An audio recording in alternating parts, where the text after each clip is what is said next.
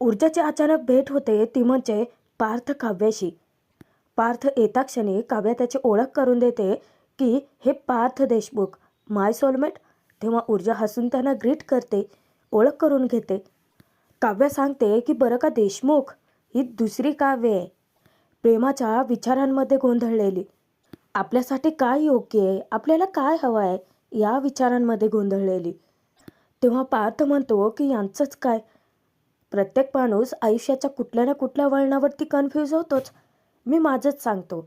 मी ठरवलं होतं की आई बाबा ज्या मुलीशी सांगतील मी तिच्याशीच लग्न करणार.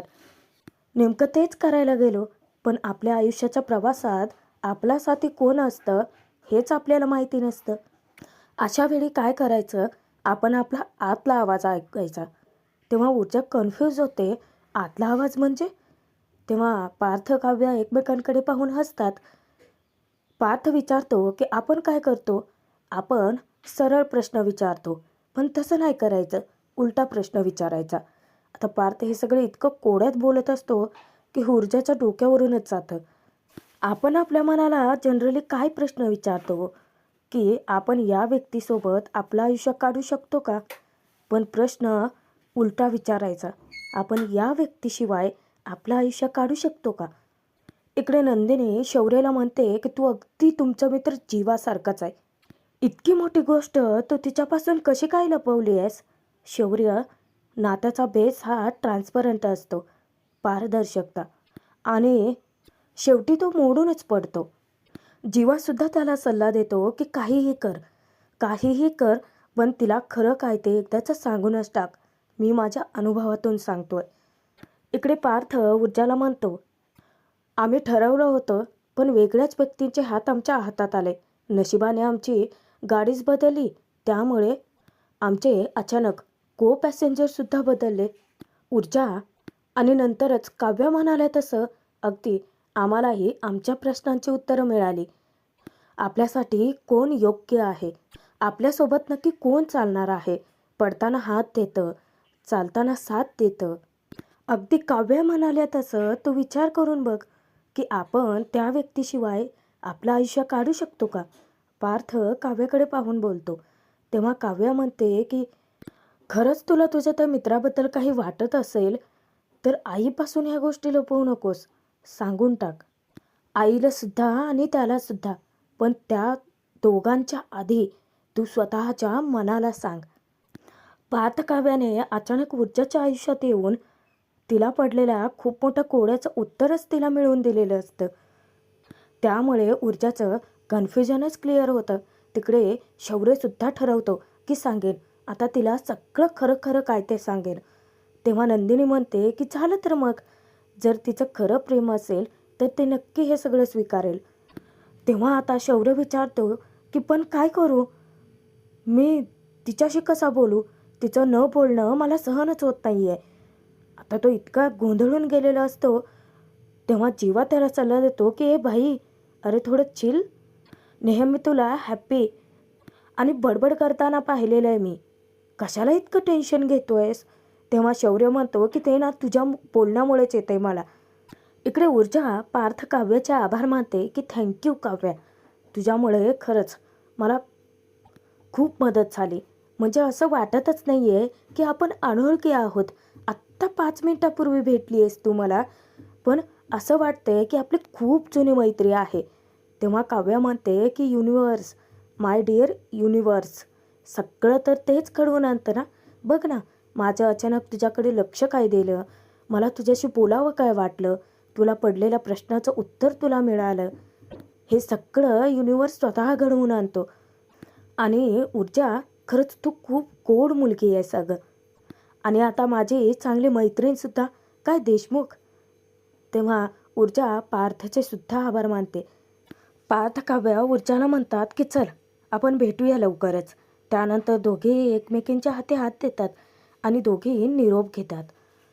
तेव्हा आता ऊर्जाचं मन इतकं हलकं झालेलं असतं, कारण तिच्या मनावरचं इतकं मोठं ओझं जे त्या दोघांनी खाली केलं आहे. तसंच काहीसं इकडे शौर्याचंही घडतं. शौर्य त्या दोघांना म्हणतो की ठीक आहे, भेटूया आपण नंतर. बरं हे जीवा, पार्थदा काय करतो, कुठे असतो तो. तेव्हा जीवा त्याला म्हणतो की ए भाई, तो ना खूप मोठा चॅप्टर आहे, 48 तास आपण काढू आणि मस्त एकत्र बोलत बसू. नंदिनी सांगते की बरं का शौर्य, आता फुटपाथवरून चालायचं, रस्त्याच्या मधून नाही. तेव्हा शौर्य इतका हसतो लाजतो. आता जाण्यापूर्वी जीवा त्याची गळा भेट घेतो आणि भाई, तो अजिबात टेन्शन घेऊ नकोस, ऊर्जाला खरं काय ते सगळं सांगून टाक आणि मला खात्री आहे की ते सगळं स्वीकारेल, कारण ऊर्जा फक्त तुझी आहे. त्यानंतर ते दोघेही निरोप घेतात. त्यांच्या स्कूटरवर बसून ते निघून जातात. शौर्य इतका खुश असतो. तो म्हणतो की ऊर्जा, माझं तुझ्यावरती खूप प्रेम आहे आणि नंदिनी मला म्हणाली की तुझंही माझ्यावरती असेल. आता फक्त मला एकच गोष्ट करायची आहे की तुझ्या मनातलं प्रेम फक्त जागं करायचं आहे. तसंच काहीसं विचार ऊर्जाच्या मनातही थैमान घालतात. खरंच कधीतरी आपण असाही विचार करावा की आपण त्याच्याविना असं आपलं आयुष्य काढू शकतो का? शौर्य आता ऑफिसला निघालेला असतो, पण त्याच्या मनाची घालमेल काही काहीला कमी होतच नाही. आता तो विचार करतो की काय करू, ऊर्जाला फोन करू का? आणि शेवटी तो फोन लावतोच, कारण ऊर्जाचा एकही मेसेज आलेला नसतो. इकडे आता ऊर्जा कन्फ्यूज होते की शौर्याचा फोन, काय करू, फोन घेऊ की नको, महत्त्वाचं काही काम असेल का? इकडे शौर्याची बेचैनी इतकी वाढते की ऊर्जा प्लीज फोन उचल प्लीज. ऊर्जा अजूनही कन्फ्युजनमध्येच असते आणि अचानकच त्याच्यासोबतचे कोवर्कर त्याला सह्या मागते. तेव्हा पटकन तो फोन कट करतो. आता ऊर्जा विचार करते की फोन लगेच कट केला म्हणजे इतकंही काही महत्त्वाचं नसेल आणि फोनवर बोलून काय होणार आहे, प्रत्यक्ष भेटूनच बोलावं लागेल. अगदी तसाच विचार शौर्यसुद्धा करतो. का तू माझा फोन घेत नाही आहेस ऊर्जा, अजूनही रागावली आहेस का? आता भेटूनच बोलावं लागेल. तोचपर्यंत इथे मात्र आता मोठा ट्विस्ट आला आहे, कारण हर्षवर्धनला सत्य कळणार आहे की विक्रांत खरोखरचा गुन्हेगार आहे. भजन येतो. तो हर्षवर्धनला कार्ड दाखवतो आणि सांगतो की हाच फॉरेन्सिक ऑफिसर आहे, यश डी कारंदे. त्याच्याकडेच पुरावा टेस्टिंगसाठी गेलाय. पण आता इथे यांना मोठा अडथळा असतो, कारण भजन सांगतो की तो खूपच प्रामाणिक ऑफिसर आहे. हर्षवर्धन त्याला जाणून असतो, त्यामुळे त्याच्याशी बोलून काहीही फायदा होणार नाही आहे हे यांना आधीच कळून चुकतं. भजन सांगतो की सर, ही केस फास्ट ट्रॅकमध्ये घेतली गेली, त्यामुळे पुढच्या 48 तासात रिपोर्ट्स मिळतीलच. आता जेव्हा हर्षवर्धन भजनला विचारतो की फुटेजचं काय झालं, तो इतका घाबरून जातो. हर्षवर्धन विचारतो की झालं, पुन्हा हात हलवतच परत आला असशील. तेव्हा भजन म्हणतो की नाही. आता हर्षवर्धन हाताला पेटतो की मग ते फुटेज दाखव भजन. आता भजनला कळतच नसतं की काय नाही कसं समजवायचं हर्षवर्धनला.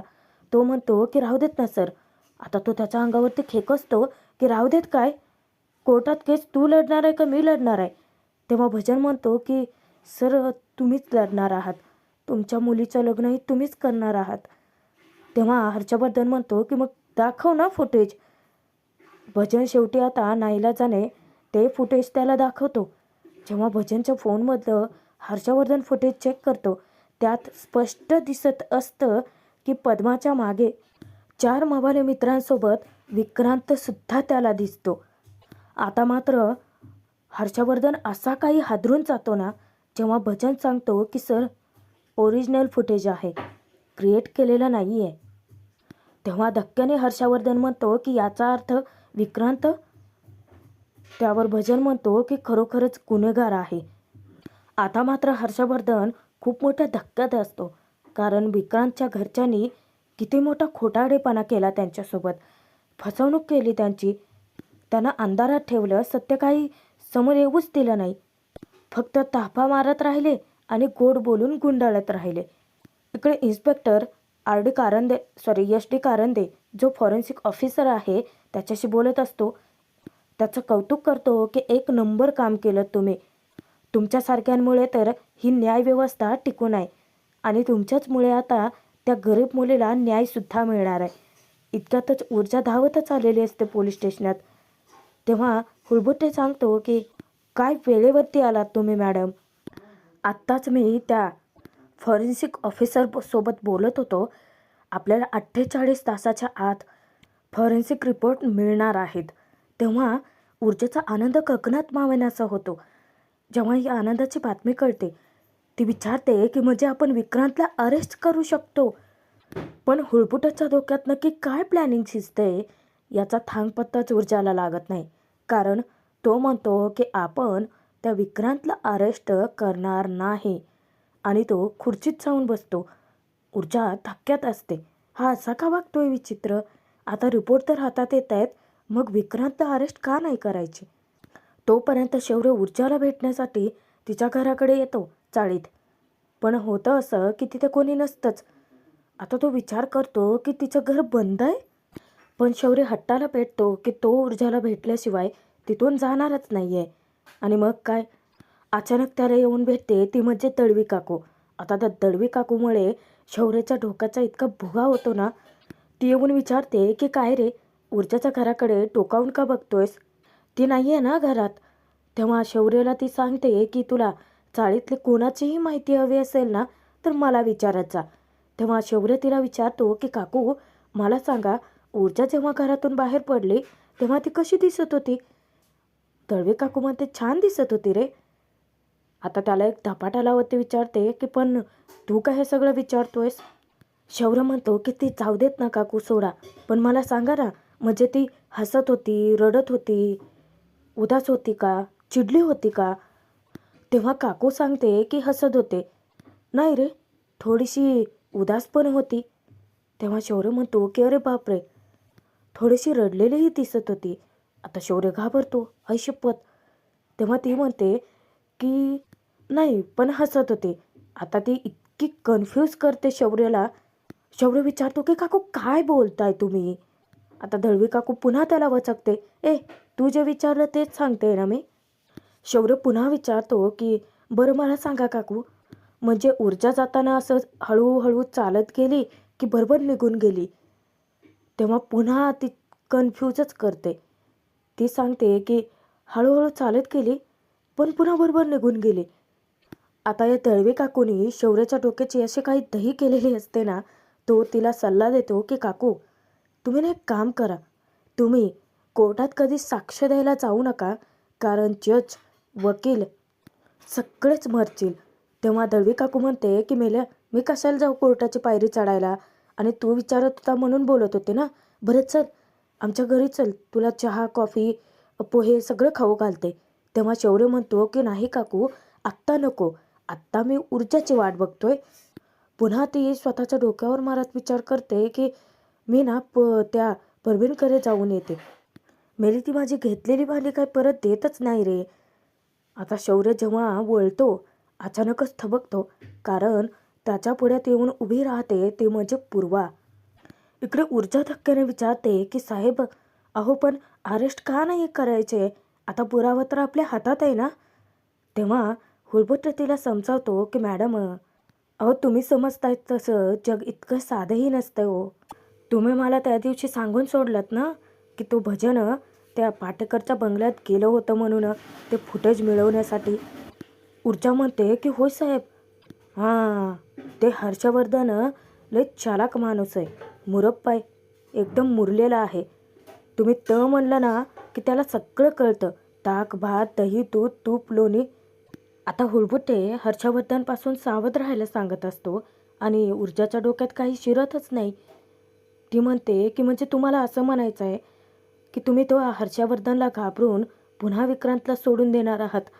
हुळबुटेची स्ट्रॅटजी ऊर्जाला अजूनही लक्षात आलेली नाही आहे. इकडे आता पूर्वाच्या समोर शौर्य काय येतो पण इतका घाबरतो. पूर्वा येऊन विचारते की तुम्ही? शौर्य घाबरत सांगतो की ती ऊर्जाला भेटायला आलो होतो.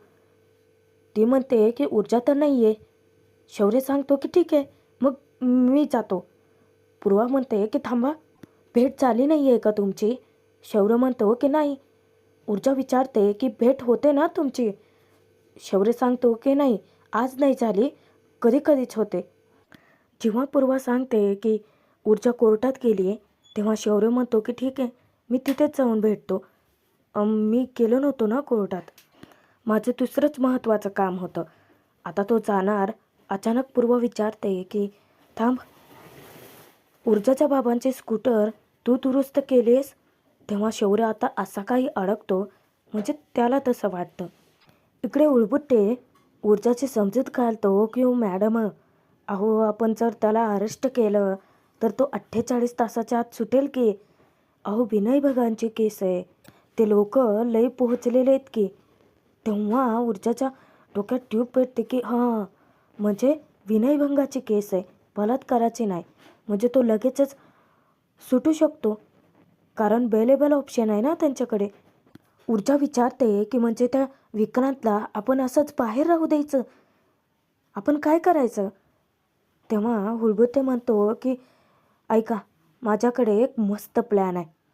हे बघा, ज्या दिवशी कोर्टाची तारीख असेल ना, त्याच्या आदल्या रात्री बरोबर त्याला अरेस्ट करणार आणि दुसऱ्या दिवशी डायरेक्ट कोर्टातच हजर करणार की. तेव्हा ऊर्जा इतकी खुश होते. अहो काय सांगता, म्हणजे बेल मिळवण्यासाठी त्यांना खटपट करताच येणार नाही की.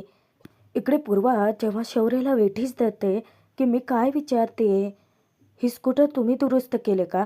तेव्हा शौर्य तो इतका गोंधळून जातो, तो म्हणतो की सॉरी सॉरी काकू, सॉरी, मला हा आगाऊपणा करायचाच नव्हता, sorry, I am fool, please मला माफ करा. आणि तो चक्क तिच्या पायही धरायला लागतो, हवं तर मी तुमच्या पायही पडतो, मला प्लीज माफ करा. तेव्हा ऊर्जा म्हणते की थांबा, तुम्ही ऊर्जाच्या बाबांची स्कूटर दुरुस्त केली? शौर्य म्हणतो की हां, बरं केलं. आता पूर्वाच्या तोंडून कौतुक ऐकून तो विचारतो की काय, तुम्हाला राग नाही आला? तेव्हा पूर्वा म्हणते की नाही, पण जेव्हा या स्कूटर दुरुस्तीचे पैसे घ्यायची वेळ येईल ना, ते पैसे तुम्हाला ऊर्जा देईल, ते घ्या. तेव्हा शौर्य हसत हसत पूर्वाचं म्हणणं स्वीकारतो. इकडे हुलबुटेचा तर प्लॅन कळलेला असतो. ऊर्जाला तो सांगतो की मॅडम, ते आर्ग्युमेंटची तेवढी चांगली तयारी करा. ऊर्जा म्हणते की यस साहेब. ऊर्जा एक रिक्वेस्ट करते की ते रेखा काटे आहे ना, तिच्या नवऱ्याला तुम्ही जरा दम द्याल का? हुलबुटे म्हणतो की मॅडम, अहो कसली दमदाटीची कामं माझ्या मागे लावताय हो. ऊर्जा पुन्हा रिक्वेस्ट करते की खूप गरीब बाई आहे, हालाकीची परिस्थिती आहे, तिला कोर्ट कचेरी परवडणार नाही आहे. तुम्ही दमदाटी केली त्याला तर जरा तो तिच्या मुलीची नीट काळजी तरी घेईल. तेव्हा हुलबुटे म्हणतो की हो, पण ते एरिया आमच्या हद्दीत येत नाही ना. ऊर्जा म्हणते की ते फक्त तुम्हाला माहिती आहे, त्याला थोडीच माहिती आहे. आणि आता एका गरजू व्यक्तीची मदत तुम्ही एरिया बघून करणार आहात का? मॅडम, अहो तुम्ही तर आमच्याच तांगड्या आमच्याच गळ्यात घालतायत की. चला हुलबुट्टे, चला ड्युटी करा, सोशल वर्क करा, मॅडम करतायत तसंच अगदी.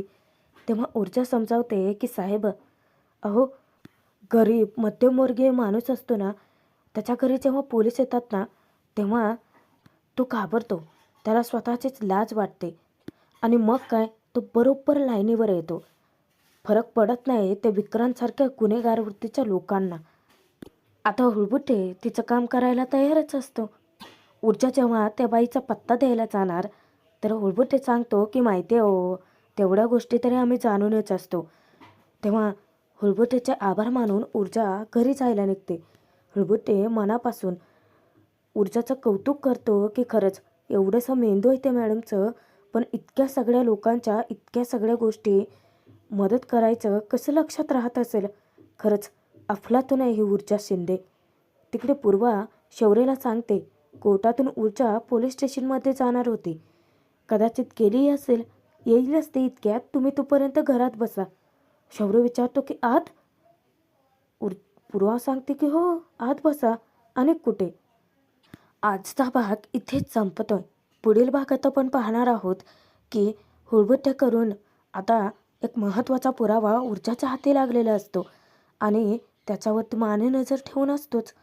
ऊर्जाची ही चाल हर्षवर्धनसाठी चांगलीच घातक ठरणार असते. पद्माची भेट घेऊन ते पद्माचं कौतुक करते की तुला माहीत नाही आहे अगं, तुम्हाला काय सांगितलंय ते. हर्षवर्धन जहागीरदार. आता ही केस ऊर्जा शिंदे जिंकणार. आता ऊर्जा फुल कॉन्फिडन्समध्ये आहे. त्या पुढे कळेल आपल्याला नक्की काय ट्विस्ट आला आहे. त्यातच प्रेक्षकांनो, तुम्ही प्रोमो बघितलाय का नाही? ऊर्जावरती जीवघेणा हल्ला झालाय. आता शौर्य तिला कसा वाचेल? प्रोमो आपल्या चॅनलवरती केव्हाच टाकलाय, जरूर बघा.